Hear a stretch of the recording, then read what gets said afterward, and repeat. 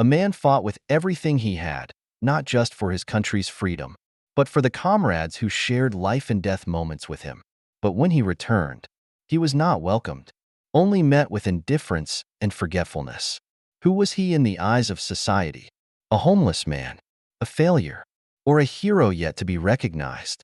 Ethan Carter's story is not only about the battles fought on the battlefield. It is the story of silent sacrifice, of unspoken pain, and of a man who was willing to give up everything to protect the values we hold dear. And when he faced accusations, his life changed forever. This is not the story of a veteran. This is the story of a hero, a man who never gave up, even when society had forgotten him. Come with me and discover the life of Ethan Carter, and you will understand what true courage really is. The city shivered in the bone-chilling cold, the sharp air lingering in every small street corner. Behind a bustling cafe, where the golden light spilling from the windows warmed the passers-by, Ethan Carter sat alone, quietly on a flattened cardboard box. Beside him were a few belongings, carefully packed into a plastic bag, the last remnants of a life once uncertain. Next to Ethan, a veteran in his 60s sat silently. This man had served in the military, and each wrinkle on his weathered face seemed to be a testament to the hardships he had endured. His eyes, heavy with sorrow, reflected images of war and unforgettable memories. His calloused, stiff hands now trembled slightly as they lifted a small coffee cup. It had been a gift from a stranger who had passed by, offering the warm cup as a rare, simple encouragement in a life that seldom saw kindness. Sometimes, kindness becomes strangely precious. In Ethan's world, kindness was not always easy to find, especially when he was merely a ghost among the rushing crowd on the busy street. His life now was nothing but faint images, no longer the warmth he once felt when he was a soldier, a leader, a protector. When he was Sergeant Ethan Carter, he was someone his comrades and colleagues looked up to. He had stood firm amidst fierce battles, protecting his team and his homeland. But after returning from the battlefield, the civilian world seemed alien to him. His old friends had families and lives of their own, while he remained lost. The job he once hoped for had crumbled before he could even realize he was adrift. One cold evening, as he wandered the streets, the cafe manager noticed Ethan sitting outside, his eyes filled with sorrow, fearing that he might disrupt customers.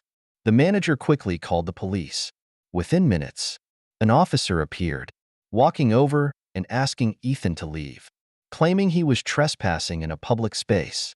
"I'm sorry, sir. We can't allow you to sit here," the officer said in a flat tone. Ethan didn't resist. Years of military service had taught him to obey orders without question. He quietly gathered his few belongings, stood up, and walked away like a ghost in the night. But as he was about to leave, the officer grabbed his arm. "I'm sorry, sir, but we've received a complaint. You need to leave immediately." The officer, with undeniable coldness, escorted him outside and placed him on a cold bench at the station for trespassing. Ethan sat there, without a word of protest, his body sinking into a state of numbness. The bone-crushing cold of the steel bench sliced through his skin as if trying to erase whatever was left of him.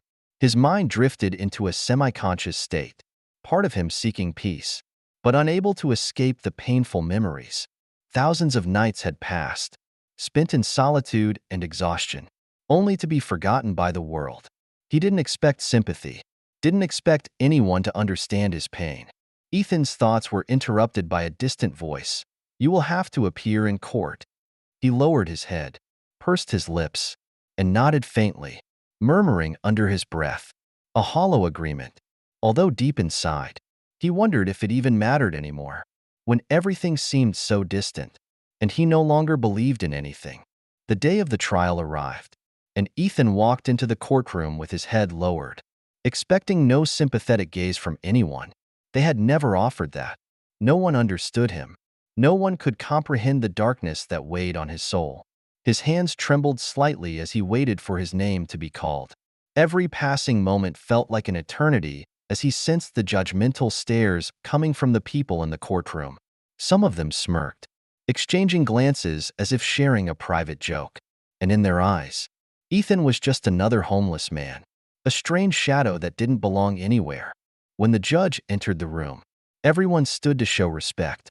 She took her seat, her gaze stern, her hands gently flipping through the case files laid before her. Finally, she paused before Ethan's file, her eyes scanning the room, then halting, as if something caught her attention when she looked at him. Ethan Carter. The judge's voice was strong, yet carried a faint sense of uncertainty.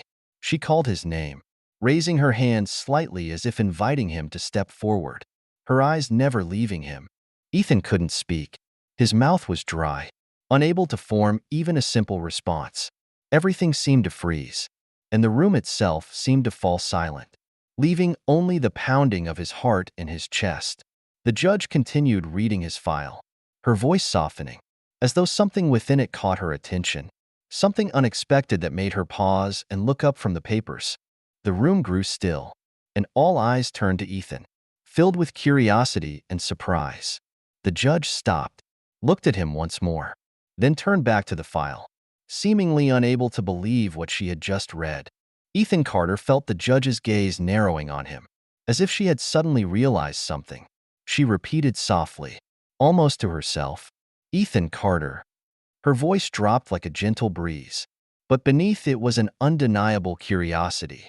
Ethan felt uncomfortable under her stare, wondering why she was paying so much attention to him. He wasn't anyone important.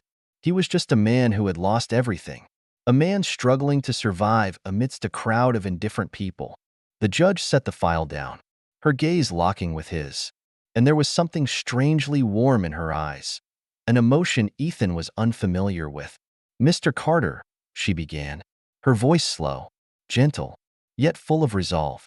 "Did you serve in the 80C Airborne Division?" The courtroom suddenly fell silent, everyone leaning in to hear the question.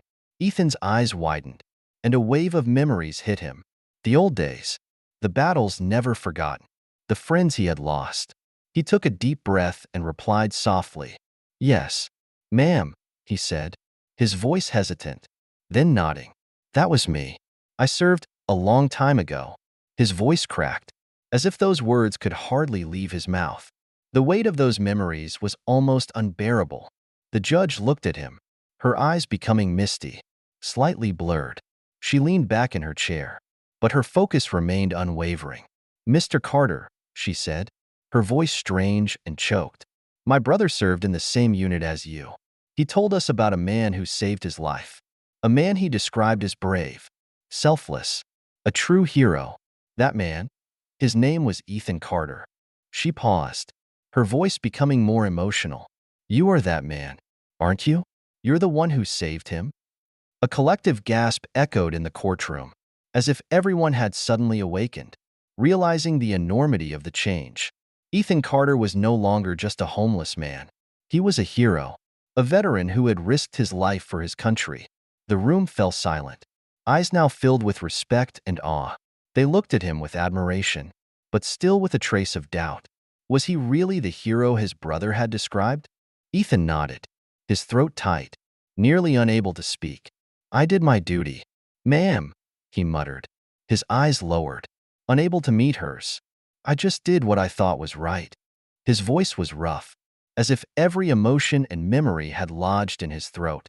The judge cleared her throat, regaining her composure, but there was a clear sense of emotion in her voice. She turned toward the court, addressing everyone present. Her voice rang out strong and clear, filled with respect and determination. "Ethan Carter served our country with more courage than any of us can truly understand. Yet today, he stands here, facing accusations, simply because he was trying to find shelter. This is a man who deserves our utmost respect, not condemnation." She turned back to look at Ethan, her voice now soft, like a whisper filled with sympathy. "Mr. Carter, you deserve to be treated better." Ethan Carter stood there, his eyes misty as the judge continued, her voice steady and resolute. "I dismiss these charges. Furthermore, I am requesting immediate support for him. He deserves more than this. He deserves stability, a place to call home."